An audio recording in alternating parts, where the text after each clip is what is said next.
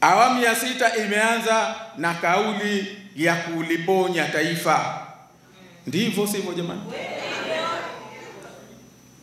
Ilianza na kauli ya kuwapa matumaini wa Tanzania kwamba tulikotoka tumetoka.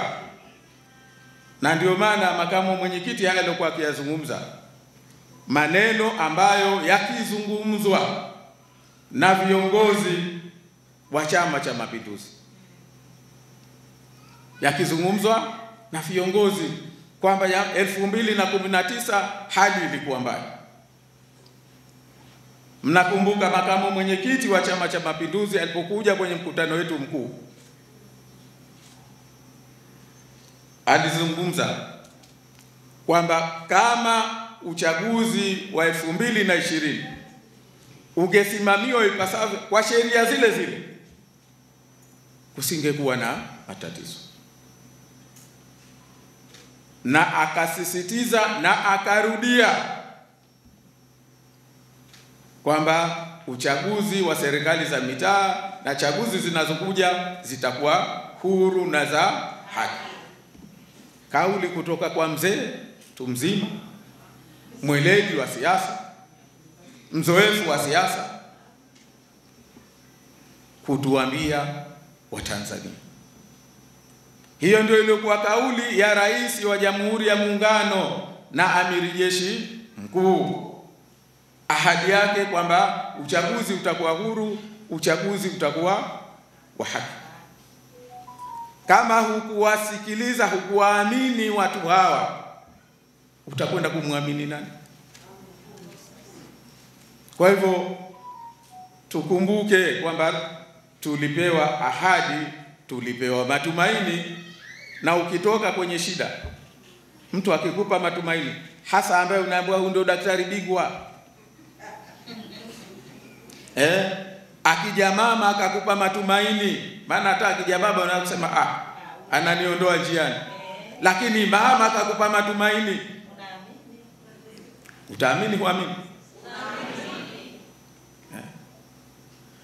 Zikaja kikosi kazi, tunakumbuka tukumbuke, sote tukashiriki na chama chetu kikashiriki kwa namna ya kipekee kwa kutoa mawazo kuliko chama chochote kile, kwa maandishi katika ajenda zote ya reformu ya uchaguzi na pia mabadiliko ya katiba.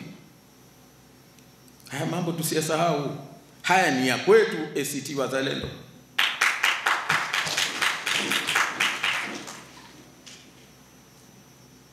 Kikosi kazi kakatoa mapendekezo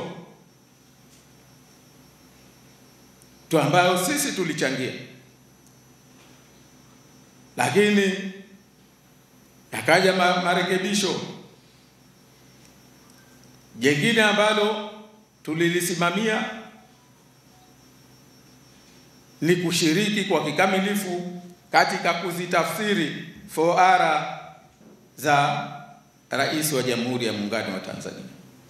Tulishiriki kwa kiwango mnachojua, lakini mimi nawaambia tulishiriki kwa kiwango kikubwa zaidi kuliko hicho mnachokifahamu,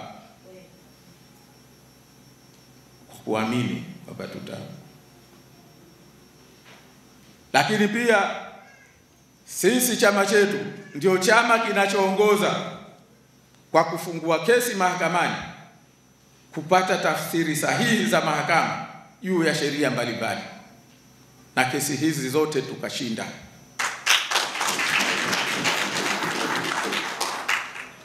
Ikiwemo hii ya wakurugenzi kutokusimamia chaguzi za serikali za mitaa.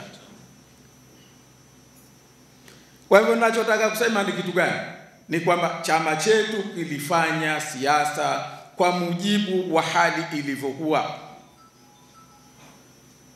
Wanasema watu wa vita, kuna jambo linaitwa economy of effort. Katika vita usitumie nguvu kama pahala hapahitaji nguvu. Unatumia nguvu pale ambapo panahitaji nguvu. Siasa tulizotoka ni za kuaminishwa kwamba tunakwenda kwenye siasa za maridhiano. Tulifanya engagement katika ngazi zote, ndani na nje. Hakuna kiongozi wa Chama cha Mapinduzi ambaye hatukumfika. Hakuna kiongozi ambaye mstaafu hatukumfika kuzungumza naye, kumweleza kwenye maridhiano, kwa sababu tuliamini kwenye maridhiano. Tuliamini katika siasa za kistaarabu. Tuliamini katika kuipa Tanzania na Watanzania fursa ya kutengeneza nchi yao, na tumeyafanya haya Tanzania bara, tumeyafanya haya Zanzibar kwa kuingia katika chini. Ndugu zangu viongozi, jaza malipo yetu ilikuwa ni nini?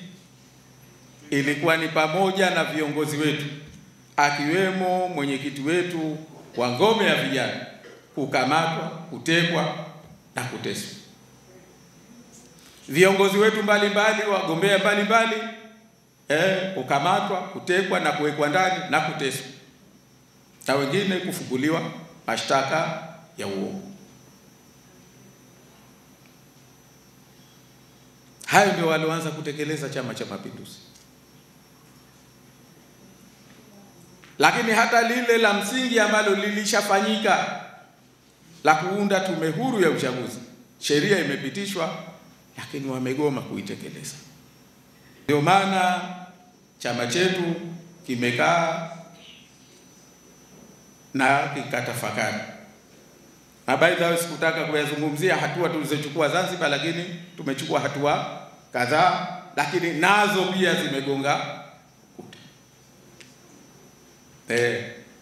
Manake kule hata moja lile hakutaka kutekeleza, pamoja na kuahidi kwamba atatekeleza. Kwa hivyo kwa ujumla,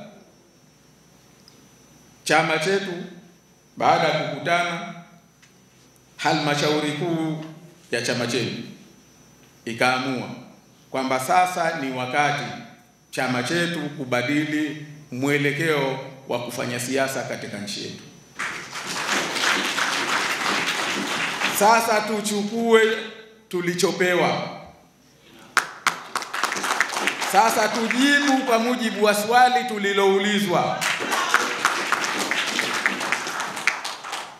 Na sasa ni wakati wa kwenda na hali yenyewe ya bahari ilivyo. Kama iko rafu, hatukuitaka, tulipambania mambo yaende kwa salama, twende kwenye maridhiano. Lakini tulichopewa ni maridhiano? Ndio maana nadhani makamu mwenyekiti kafafanua vya kutosha. Ndio ile tunasema economy of effort. Nisichukue muda, lakini niseme cha mwanzo cha msingi, chama chetu kimeamua kwamba sasa tutoke katika siasa ambazo za maridhiano. Hatukupewa, tulipambania, hazikusimama. Sasa tuende kwenye siasa zinazohitajika kwa wakati huu, ambazo ni siasa za mapambano. Ni siasa za na tunaposema mapambano, sio kupigana na mtu, ni kupigania jambo tunaloliamini kwamba lazima tulipate. Na la kwanza ni kupigania demokrasia katika nchi yetu. Makamu mwenyekiti amesema hapa kwamba tumepigania, tumepambania, lakini siko tuliko peleka.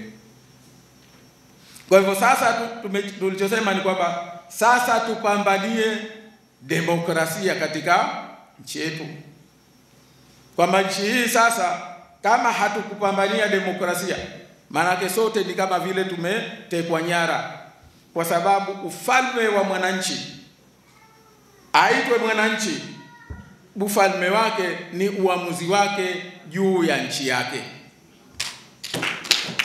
Na ufalme ule ni katika kumweka nani aendeshe mambo yake. Hapo kama wewe una nyumba yako, kama wewe una biashara yako, lakini huna amri ya kuamua nani awe meneja wa biashara yako, nani asimamie nyumba yako, nyumba hiyo inakuwa yako? Si yako. Unavishwa kile bwa cha ukoka.